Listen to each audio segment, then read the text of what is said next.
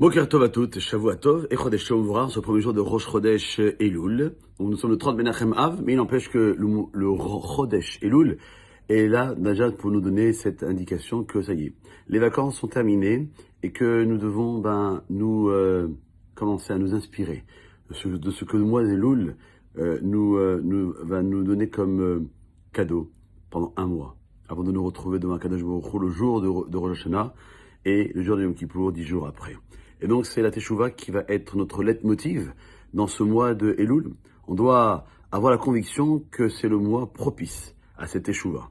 En revanche, on doit aussi prendre conscience qu'il est impossible de faire Teshuvah sans se débarrasser de la cause principale de notre manque de foi, ce qu'on appelle Kafutova, l'ingratitude. Il est impossible d'obtenir le moindre pardon divin sans connaître tout le bien que le Maître du monde nous procure. Revenons sur la cause de tous les péchés. La non-reconnaissance du bien qu'Hachem nous prodigue.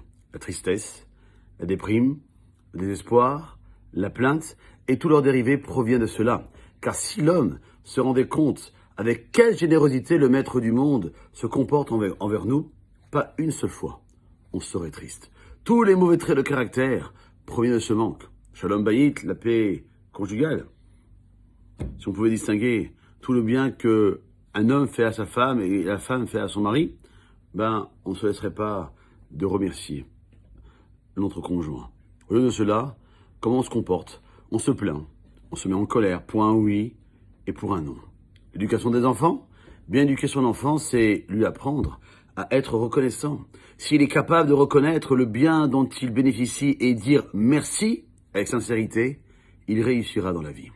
En effet, Hachem, il est Hatov Abetiv. Il est bon et il prodigue du bon. Celui qui veut prendre le chemin de la vérité, verra que le mal n'existe pas dans le monde.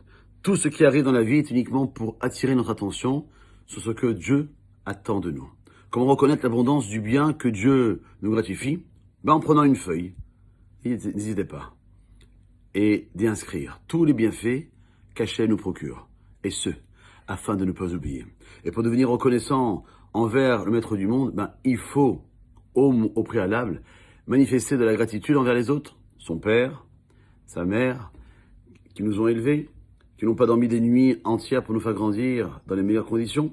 Est-il possible de leur reprocher quoi que ce soit? Celui qui oserait serait ingrat. Il faut être reconnaissant envers les autres, envers son mari, sa femme, que chacun inscrive tout le bien que lui procure l'autre et verra qu'il n'y aura pas assez de place. Rabbi Nathan nous enseigne que tant que les bénis Israël n'ont pas réparé cette ingratitude, il est impossible d'entamer tout autre travail sur soi. En prenant le chemin de la reconnaissance, en louant Akadosh Baruch Hu avec vérité, chacun sera capable de raconter les miracles dont il a bénéficié, en le remerciant pour tout. Celui qui n'a pas d'enfant, qu'il remercie Hachem. Celui qui n'est toujours pas marié, qu'il remercie Hachem. C'est le chemin de la vérité. Chacun verra que toutes ces épreuves seront annulées.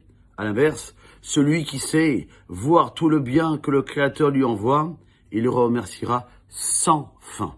En effet, savez-vous quelle est la cause de la tristesse? Quelle est la chose qui vous manque? Ne pas dire assez merci.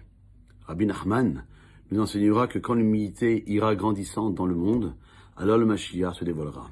Chacun pense que tout lui revient, que le monde entier lui est redevable. Donc quand tout ne va pas comme il le désire, l'individu n'est pas satisfait. Il a des réclamations à faire valoir. Il n'y a pas de plus grande marque d'orgueil. Donc nous devons faire une introspection et prendre de bonnes décisions afin de parvenir à la véritable Teshuvah. Se débarrasser de ce sentiment d'ingratitude et de commencer à remercier en premier lieu Hachem. Il n'attendra pas Rosh Hashanah, mais maintenant, tout de suite. Passez une bonne journée.